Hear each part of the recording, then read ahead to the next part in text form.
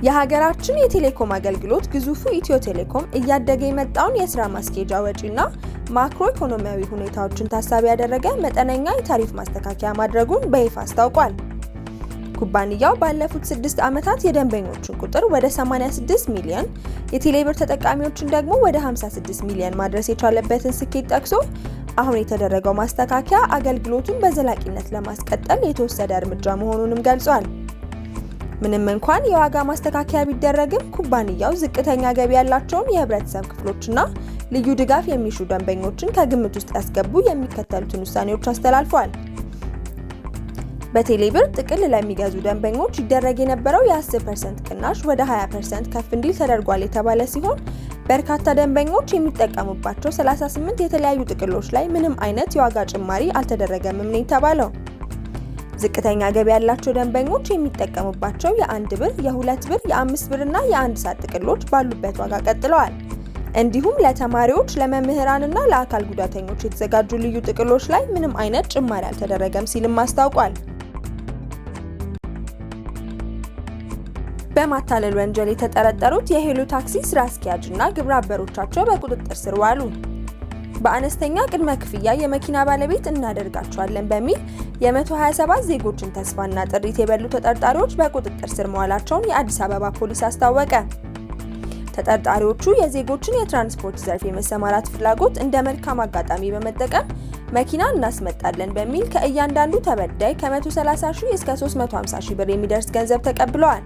ከዚሁ ጉዳይ ጋር በተያያዘ በቁጥጥር ስር የዋሉት ተጠርጣሪዎች አቶ ዳንኤል ዮሐንስ የሄሎ ታክሲ ባለቤትና ስራ አስኪያጅ እንዲሁም ወይዘሪት እንግዳይ ሺጥላና ሌሎች ተባባሪዎች ናቸው ነው የተባለው። ፖሊስ እንደገለጸው እነዚህ ግለሰቦች ከዚህ ቀደምም በተለያዩ ጊዜያት ዜጎችን በማደራጀትና የሐሰት ተስፋ በመስጠት የበርካታ ሰዎችን ሕይወት ለአደጋ አጋልጠዋል። በአቋራጭ ለመክበር በማሰብ ከድሃው ዜጋ ገንዘብ የሚሰበስቡ ግለሰቦችም ሆኑ ተቋማት ከድርጊታቸው ሊቆጠቡ ይገባል ያለው ፖሊስ መሰል የወንጀል ድርጊቶችን በመከታተል ረገድ ሕጋዊ እርምጃውን አጠናክሮ እንደሚቀጥልም አሳስቧል። እስራኤል ለሶማሌላንድ የሰጠችው የሀገርነት እውቅናና መዘዙ። እስራኤል ከሶማሊያ ተነጥላ ነፃነቷን ላወጀችው ሶማሌላንድ እውቅና መስጠቷን ተከትሎ የተለያዩ ሀገራትና ድርጅቶች ተቃውሟቸውን ባለፉት 3 ቀናት ሲያሰሙ ቆይተዋል። ከሶማሊያ ማዕከላዊ መንግስት ተለይታ ከ30 ዓመታት በላይ ራሷን ስታስተዳድር ለቆየችው ሶማሌላንድ የነፃ ሀገርነት እውቅናን በመስጠት እስራኤል የመጀመሪያዋ ሆናለች። በርካታ የአረብ ሀገራት፣ የአረብ ሊግ፣ የአፍሪካ ህብረት፣ ኢጋድ፣ የአውሮፓ ህብረት እና ሌሎችም እስራኤል ለሶማሌላንድ የሰጠችውን እውቅና አጥብቀው አውግዘውታል።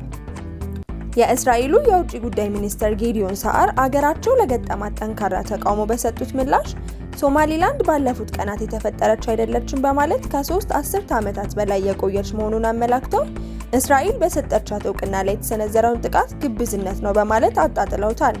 እስራኤል ለማን እውቅና መስጠት እንዳለባትና ከማን ጋር የዲፕሎማሲ ግንኙነት እንዲኖራት እንደምታደርግ የምትወስነው በራሷ ነው ያሉት የውጭ ጉዳይ ሚኒስትር ሳአር አገራቸው የገጠማትን ተቃውሞ ውድቅ አድርገውታል። የአፍጋኒስታን ውጭ ጉዳይ ሚኒስትር በበኩሉ የእስራኤል ውሳኔ እስላማዊ አገርን ለመከፋፈል ያለመ ነው ሲል አውግዞታል። ሚኒስትሩ ባወጣው መግለጫ ውሳኔው ዓለም አቀፍ ሕግን የጣሰ ነው ያለ ሲሆን በቀጠናው መረጋጋትና ሰላም ላይ አሉታዊ ተጽዕኖ ይኖረዋልም ብለዋል። በሌላ በኩል የእስራኤል ጠቅላይ ሚኒስትር ቤንያሚን ኔታንያሁ ከሶማሌላንድ ጋር ያላቸውን ትብብር በግብርና፣ በጤናና በቴክኖሎጂ ዘርፎች እንደሚያሰፉም ተናግረዋል። የሶማሌላንዱ ፕሬዝዳንት አብዱራህማን ሞሐመድ አብዱላሂ የእስራኤልን እውቅና ታሪካዊ በማለት ውሳኔው በሁለቱ ሀገራት መካከል የስትራቴጂያዊ አጋርነት ጅማሮ ይሆናል ነው ያሉት። ከዚሁ ጋር ተያይዞ የየመኑ ሁቲ አማጽያን መሪ እስራኤል ወደ ሶማሌላንድ የምትገባ ከሆነ እንደ ወታደራዊ ኢላማ በመቁጠር ጥቃት እንደሚፈጽም አስጠንቅቋል። በሶማሌላንድ የሚኖር ማንኛውም አይነት የእስራኤል እንቅስቃሴ ለወታደራዊ ኃይላችን ስጋት ስለሚሆን እንደ ወታደራዊ ኢላማ አድርገን እንቆጥረዋለንም ብሏል። የቡድኑ መሪ በመግለጫው የእስራኤል ውሳኔ ከባድ መዘዝ እንደሚያስከትል አስጠንቅቆ ለሶማሌላንድ የሰጠችው እውቅና በሶማሊያና በዙሪያዋ ባሉ አፍሪካውያን እንዲሁም የመን፣ ቀይ ባህርና በቀይ ባህር ዙሪያ ባሉ ሀገራት ላይ ያነጣጠረ ጠባጫሪነት ነው ብለዋል። የተባበሩት መንግስታት የጸጥታው ምክር ቤት በሶማሌላንድ እውቅና ጉዳይ ዛሬ ሰኞ ስብሰባ ያደርጋል። በዚህም ቻይና እስራኤል ለሶማሌላንድ የሰጠችውን እውቅና ከታይዋን ጋር በማመሳሰል ምክር ቤቱ የማያወላውል ምላሽ እንዲሰጥ የሚጠበቅባትን የሞራል ኃላፊነት እንድትወጣ ኤርትራ ጥሪ አቅርባለች። የኤርትራ የማስታወቂያ ሚኒስቴር ባወጣው መግለጫ እስራኤል ለሶማሌላንድ የሰጠችው እውቅና ቀጣናዊና ዓለም አቀፋዊ አደገኛ ቀውስና ብጥብጥ ለመፍጠር ለረጅም ጊዜ ሲብላላ የቆየ ጉዳይ ነው ብሎታል። ስለዚህም በተባበሩት መንግስታት የጸጥታው ምክር ቤትና በአባላቱ ደረጃ የማያሻማ ምላሽ የሚያስፈልገው ጉዳይ ነውም ብሏል መግለጫው። ቻይና እስራኤል የሰጠችውን እውቅና ከተቃወሙ ሀገራት መካከል ስትሆን ኤርትራም የእስራኤልን እርምጃ ተቃውማለች። ኤርትራ ከ2 ዓመት በፊት ኢትዮጵያና ሶማሌላንድ የደረሱትን ስምምነት ተቃውማ ይፋዊ ድጋፏን ለሶማሊያ መስጠቷ ይታወሳል። ባለፉት 3 ቀናት ዋነኛ መነጋገሪያ ሆኖ የቆየው እስራኤል ለሶማሌላንድ የሰጠችው የሀገርነት እውቅናን በተመለከተ ዛሬ ሰኞ ታህሳስ 20 2018 ዓ.ም በተባበሩት መንግስታት የጸጥታው ምክር ቤት ንግግር ይደረግበታልም ነው የተባለው። ኔታንያሁ ከትራምፕ ጋር ሊመክሩ ነው። የአሜሪካ ፕሬዝዳንት ዶናልድ ትራምፕ ሰኞ የእስራኤሉን ጠቅላይ ሚኒስትር ቤንያሚን ኔታንያሁ በፍሎሪዳ ተቀብለው ያነጋግራሉ። ሁለቱ መሪዎች የጋዛን ጉዳይ ጨምሮ በመካከለኛው ምስራቅ ስላሉ አንገብጋቢ ጉዳዮች እንደሚወያዩም ይጠበቃል። መሪዎቹ የሚያስተላልፉት ውሳኔ በቀጠናው ወደፊት ምን ሊሆን ይችላል ለሚለው ጥያቄ ምላሽ ይሰጣል። ሰኞ በሚደረገው የሁለቱ መሪዎች ግንኙነት ኔታንያሁ ኢራን ላይ ሌላ ዙር ጥቃት ለመፈጸም ከአሜሪካ ፍቃድ ሊጠይቁ እንደሚችሉም ይጠበቃል። ባለፈው ሳምንት የእስራኤል መገናኛ ብዙሃን ኔታንያሁ በቁጥጥር ስር የምትገኘውን ዌስት ባንክ ወደ ሀገራቸው ለማጠቃለል እያቀዱ እንደሆነም ዘግበዋል። ትራምፕ ይህንን ሀሳብ እንደማይቀበሉት ከዚህ ቀደም አሳውቀው ያውቃሉ።